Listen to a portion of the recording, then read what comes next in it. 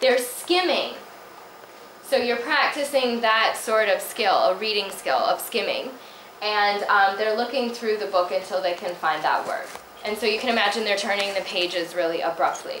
So if I were you, what I would do is, if you have like younger, well, it depends on the age, but with some of the younger learners, because the books are bigger, I might photocopy the actual page and laminate it and then put it together with strings so they could easily move it, you know? And then that way you can also like write on it in marker and then just wash it off again. So they can be really active with the book itself. But you have to be careful with that because of copyright issues, right? So whatever you do, you have to make sure that you can do it legally. Or you make your own book. Or they make a book. Okay. And for the last one, have students display the flashcards they made. Let them be the teacher and ask the class, what is this? So that's oftentimes a lot of fun. This works really well with the 10 to 12 because at that age, as you remember, maybe you remember from our chart last week, they're more independent, right? And so they love to know it all. And so doing something like this where they get to be the teacher and say, so what is this? What does it mean to the story? And blah, blah, blah. They get really excited about it. And it's a great way to keep them really active in the activities themselves. Another activity would be to make up a story or a dance, depending on the exact words. So in the foot book, again, we have left foot, right, right. So you can see that's very easy. You can easily put that into a dance, right? I mean, I think there's even a dance that already does that, some sort of Macarena or something like that, has something similar. Or as it says here, they can get out of their chairs and jump to the left or jump to the right. Whatever is safe. You don't want them hurting themselves. Also, this is a fun one. This is like the freeze walk, except for they're not actually walking, they're just freezing in their place. At the moment that you stop reading, they have to just pause at whatever was happening in the text itself.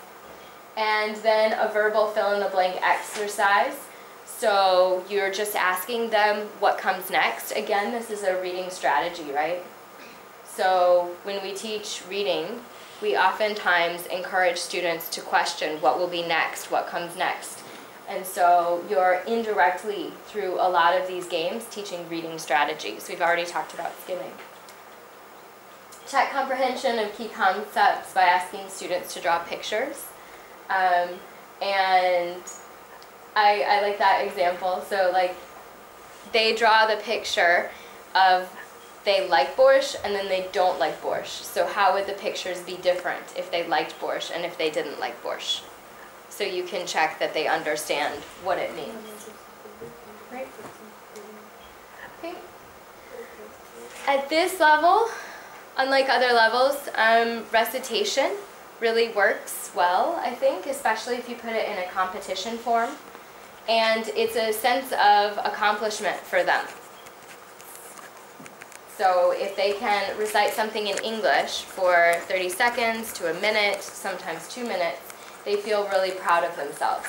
So that's another thing. It's funny that we have this for young learners because when they get older, you're like, don't do memorization.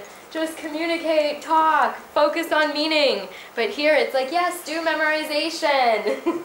Because it gives them that motivation, like, yes, I can do this, I can accomplish something, blah, blah, blah, blah. Okay, next. We have 2 examples of other areas where you can find information and resources for reading. What I'd like you to do now is I'd like for you to just maybe talk in your groups, so we can use each table as a group, of some resources that you use in your classes now to teach reading. So if you have a book that you prefer, let us know what it is and where we can buy it.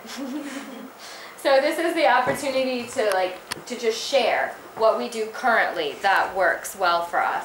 And we'll take about 5 minutes. An example of this would be looking at VOA Special English. So if I were to find something that would interest the young learners that was at a beginning level, this might be somewhere I would find extra information for them. Another place would be American English website downloads.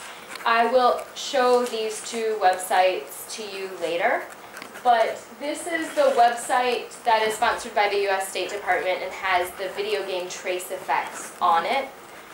We've looked at it in other workshops as well, and they have a lot of downloadable lesson plans and ideas for reading. So the text is there and everything is there. So for 5 minutes, what will you be doing? Okay, yeah. Our own experience about the books we use. Exactly, thank you. And maybe how you do it. Like if I went through a lot of common activities for teaching reading, right? So if you have a variation on that that you found really, really helpful, please share that.